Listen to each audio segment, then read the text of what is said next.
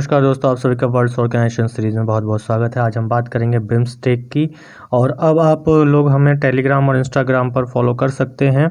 और जिन लोगों ने अभी तक हमारे यूट्यूब चैनल को सब्सक्राइब नहीं किया है वो सब्सक्राइब करें और ज़्यादा से ज़्यादा अपने दोस्तों में भी शेयर करें। तो बिम्स्टेक की फुल फॉर्म यदि हम देखें तो क्या बनती है कि bay of Bengal initiative for multi sectoral technical and economic corporation, ये इसकी फुल फॉर्म है। और इसका मुख्यालय भी वर्तमान में ढाका बांग्लादेश में स्थित है। और इसकी अध्यक्षता अभी जो की जा रही है वो श्रीलंका के द्वारा की जा रही है। पहली बार जो इसकी अध्यक्षता की गई जब इसका गठन हुआ 1997 में, तो इसके प्रथम अध्यक्षता जो की गई वो बांग्लादेश के द्वारा की गई।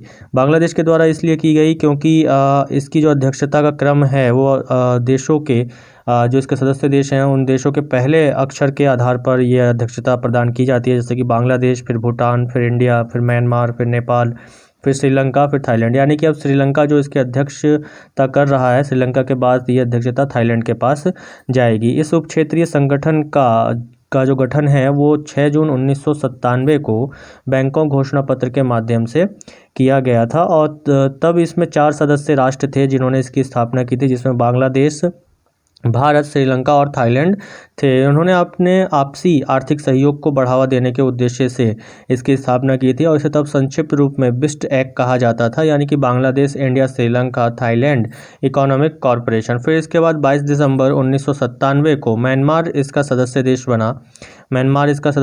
बना। और बिम्स्टेक का जब भी सदस्य देश बना तो म्यांमार के सदस्य बनने के साथ ही इसका नाम बदला और इसको कहा गया Bangladesh, India, Myanmar, Sri Lanka and Thailand economic corporation, यानी कि इसका संक्षिप्त रूप भी बदला जिसमें एम और ऐड हो गया म्यांमार को लेकर, और इसे बिम्स्ट एक्ट कहा गया। और फिर उसके बाद फरवरी 2004 में नेपाल और भूटान इसमें शामिल हुए, जिसके बाद इसका 6ठा मंत्री स्तरीय सम्मेलन थाईलैंड में हुआ और जिसमें इसका नाम बदलकर Bay of Bengal initiative for multi sectoral technical and economic Corporation, जो कि आज का हमें वर्तमान स्वरूप दिखाई देता है, इसका नाम बिम्स्टेक, वो कर दिया गया।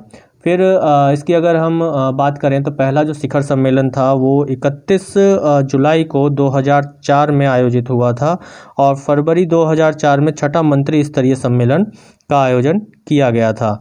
ऐसे ही यदि हम देखें तो इसका जो 5वां शिखर सम्मेलन है जो कि अब लेटेस्ट है वो अभी प्रस्तावित है, जो कि श्रीलंका के कोलंबो में प्रस्तावित है और वो अभी जल्द ही उसका आयोजन भी किया जाएगा। अभी तक इसके 4 शिखर सम्मेलन हुए हैं, जिसमें पहला थाईलैंड बैंकॉक में हुआ और फिर उसके बाद दूसरा भारत में हुआ नई दिल्ली में, और तीसरा म्यांमार में हुआ, और चौथा शिखर सम्मेलन नेपाल के काठमांडू में हुआ, और श्रीलंका में 5वां शिखर सम्मेलन होना है जो कि अभी प्रस्तावित है कोलंबो में। बिम्स्टेक एक क्षेत्रीय बहुपक्षीय संगठन है और इसके सदस्य बंगाल की खाड़ी के समीपवर्ती और तटवर्ती क्षेत्रों में स्थित हैं, जो कि एक क्षेत्रीय एकता का प्रतीक माने जाते हैं। ये न सिर्फ दक्षिण और दक्षिण पूर्व एशिया के बीच संपर्क को स्थापित करता है, बल्कि बंगाल की खाड़ी और हिमालय के पारिस्थितिकी को भी जोड़ने का प्रयास करता है। इसमें हम देखते हैं कि जो इसके 7 सदस्य हैं, इसमें से 5 दक्षिण एशिया के हैं, जिसमें दक्षिण एशिया में अगर हम देखें तो बांग्लादेश, भूटान, भारत और नेपाल इसमें शामिल हैं। जैसे कि दक्षिण एशिया के देशों में यहाँ पर हम देखें तो भारत, नेपाल, भूटान, बांग्लादेश और श्रीलंका आ जाते हैं।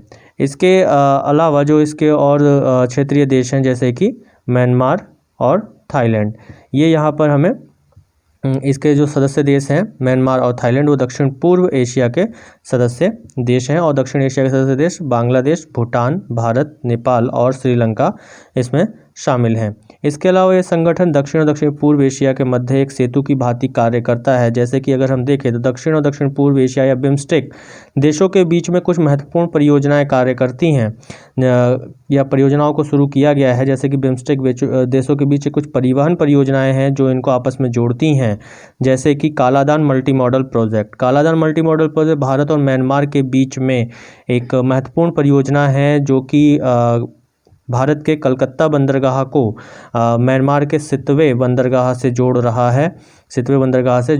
ऐसे ही अगर हम देखें तो एक और महत्वपूर्ण इसका परिवहन परियोजना है बांग्लादेश, भूटान, भारत, नेपाल मोटर वाहन समझौता। ये इन चारों देशों के बीच यात्रा और माल परिवहन के लिए बिना किसी बाधा के प्रवाह के लिए शुरू किया गया, और इसमें बिना किसी बाधा के सामान को, वस्तुओं को या यात्री को, जो पर्यटक जा रहे हैं, आ रहे हैं, उनको आने जाने दिया जाएगा। इस सुविधा के लिए इसको ये शुरू किया गया। इसके बाद जो तीसरा है उसे हम बोलते हैं एशियाई क्षेत्रीय पक्षीय राजमार्ग। इसमें म्यांमार से होकर भारत और थाईलैंड को जोड़ने के लिए एक सड़क का निर्माण किया जा रहा है, जिसमें म्यांमार और भारत और थाईलैंड ये तीनों ही जुड़ेंगे, जिसे एशिया त्रिपक्षीय राजमार्ग कहा जा रहा है।